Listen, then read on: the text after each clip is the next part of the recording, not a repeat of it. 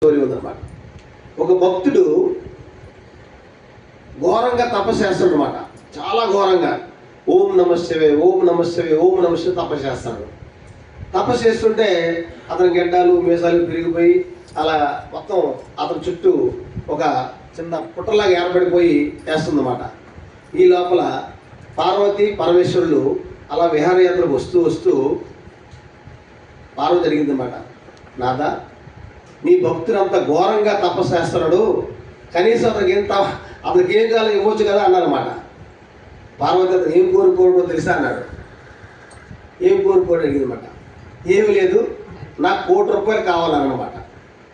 ₹1,00,00,000 లాటరీలో నాకు రావాలని కూర్చోండమాట.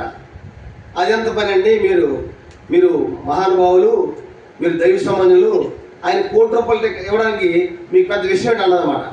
కరెక్టే పార్వతి, ఆయన తపస్సులో కూర్చున్నప్పుడు లాటరీ టికెట్ కొనుక్కొని కూర్చుంటే బాగుండు. లాటరీ టికెట్ కొనుక్కోకుండా కోటి కావాలి నేను ఎక్కడ చెప్పగలను.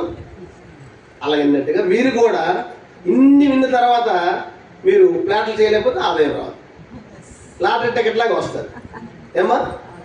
కాబట్టి మనందరం కలిసి చేద్దాం. ఈ వెంచర్ గ్రాండ్ సక్సెస్ 100% మనం సక్సెస్ అవుదాం. ఓకేమ్మా. Thank you.